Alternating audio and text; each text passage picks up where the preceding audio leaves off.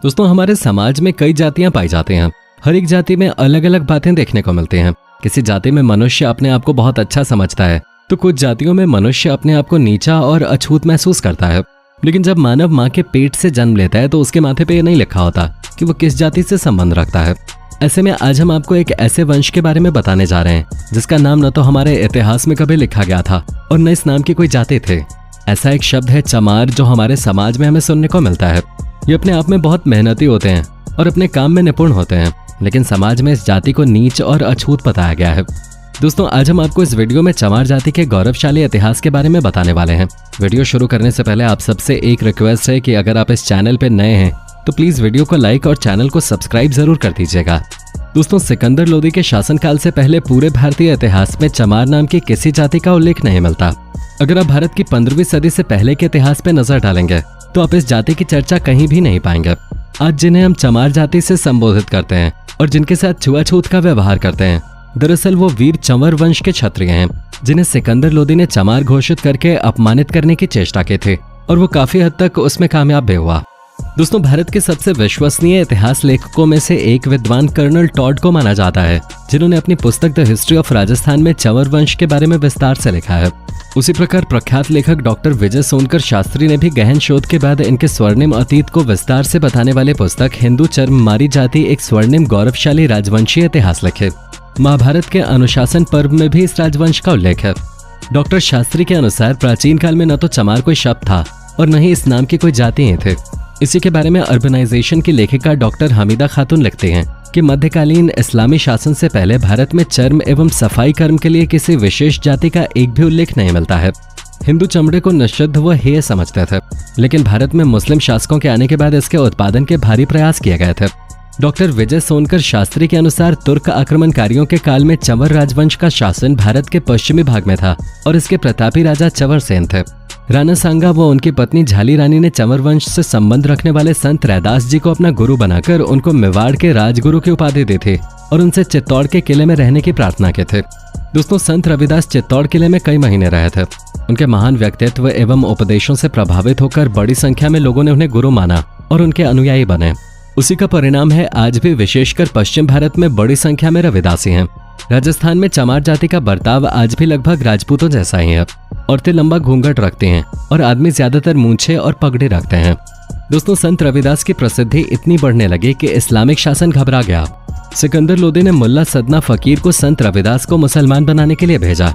वो जानता था कि यदि रविदास इस्लाम स्वीकार कर लेते हैं तो भारत में बहुत बड़ी संख्या में इस्लाम मतावलंबी हो जाएंगे, लेकिन उसकी सोच धरी की धरी रह गई, क्योंकि स्वयं मुल्ला सदना फकीर शास्त्रार्थ में पराजित हो कोई उत्तर न दे सका और उनकी भक्ति से प्रभावित होकर अपना नाम रामदास रखकर उनका भक्त हिंदू हो गया।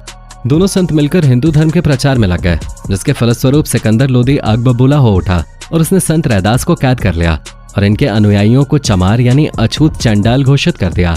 उनसे कारावास में खाल खिंचवाने, खाल चमड़ा पीटने, जूती बनाने इत्यादि काम जबरदस्ती कराया गया। उन्हें मुसलमान बनाने के लिए बहुत ही ज्यादा शारीरिक कष्ट दिए गए। दोस्तों, संत रैदास पर हो रहे अत्याचारों के खिलाफ चंवर वंश के क्षत्रियों ने दिल्ली को घेर लिया।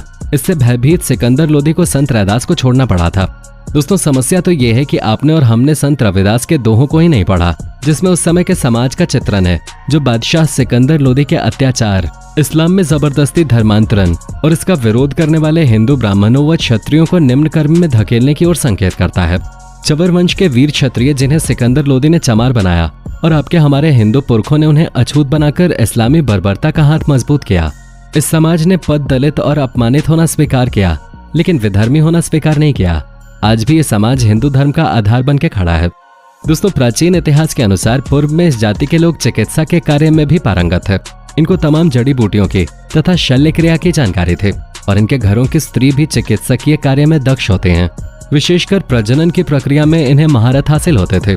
एक तरह से कहा जा सकता है कि इस जाति का चिकित्सा के क्षेत्र में भी दखल और योगदान था। दोस्तों, इस जाति के लोग बहुत ही ज्यादा सामाजिक होते हैं और जाति पाति छुआछूत नहीं मानते। अपने धार्मिक अनुष्ठान स्वयं करते हैं। इस जाति में विधवा को उसी उपजाति के किसी विधुर से पुनर्विवाह की अनुमति है। जाति का एक बड़ा हिस्सा भगवान गौतम बुद्ध और संत रविदास की शिक्षा का पालन करता है और उनका उद्देश्य अपनी सामाजिक स्थिति को ऊपर उठाने के लिए अपने रीति रिवाजों का शुद्धिकरण करना है। बाबा साहब डॉक्टर भीमराव अंबेडकर इनके मुख्य आदर्श हैं, जिनके बताए मार्गानुसार ये लोग खुद को बौद्ध भी कहते हैं। दोस्तों भारत के सभी राज्यों में चमार जाति की 150 से भी ज्यादा उपजातियां पाई जाती हैं, जिनमें कुरीन, संखवाद, दोहरे, ततवा, मूची आदि शामिल हैं। वर्तमान समय में चमार जाति के लोगों की स्थिति पहले से कई गुना बेहतर है। अब इस जाति के लोग चमड़े के व्यापार के अलावा राजनीति, विज्ञान, सिनेमा जगत, व्यापार और खेती आदि सभी क्षेत्रों में प्रगति के पथ पर अग्रसर हैं। इस बात का अंदाजा आप इस बात से लगा सकते हैं कि वर्तमान समय में ब्राह्मण जाति के बाद अखिल भारतीय सेवाओं में सबसे अधिक चमार जाति के लोग शामिल हैं। मध्यकाल में ये जाति छुआछूत और अपवित्र जातियों में शुमार की जाते थे, लेकिन अब यह स्थिति पूर्ण रूप से बदल गई है। चमार जाति के लोग मुख्यतः हिंदू गांव क्षेत्रों में रहते हैं। इस जाति को भारतीय संविधान के अनुसार अनुसूचित जनजाति में शुमार किया जाता है। दोस्तों चमार जाति के रहन सहन और रीति रिवाजों की बात करें तो मध्यकाल में चमार जाति के लोगों में शिक्षा की कमी के कारण रहन सहन में काफी दोष थे, लेकिन वर्तमान समय में इस जाति के लोगों में काफी सुधार देखने को मिल रहा है। अब इस जाति के लोग बड़े स्तर पर सामाजिक हो चले हैं। चमार जाति का एक बड़ा हिस्सा गौतम बुद्ध और संत रविदास के उपदेशों का पालन करता है। दोस्तों इस समुदाय के लोग बहुत ही बहादुर माने जाते हैं, इसलिए चमार रेजिमेंट चमारों की बहादुरी का प्रतीक माना जाता है।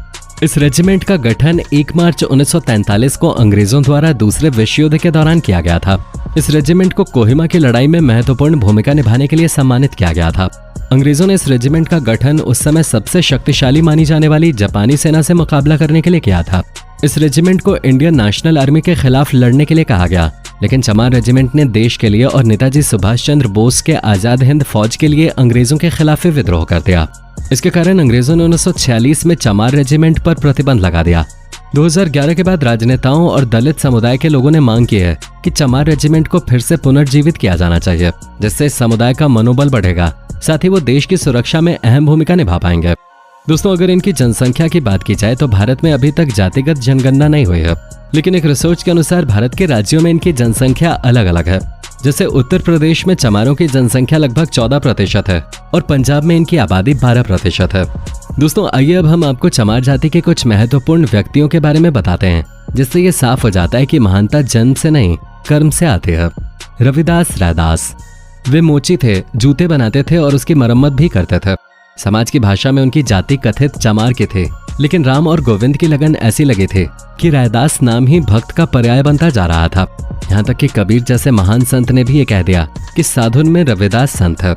बाबू जगजीवन राम, बाबू जगजीवन राम भारत के प्रथम दलित उप प्रधानमंत्री और कांग्रेस के बड़े राजनेता थे।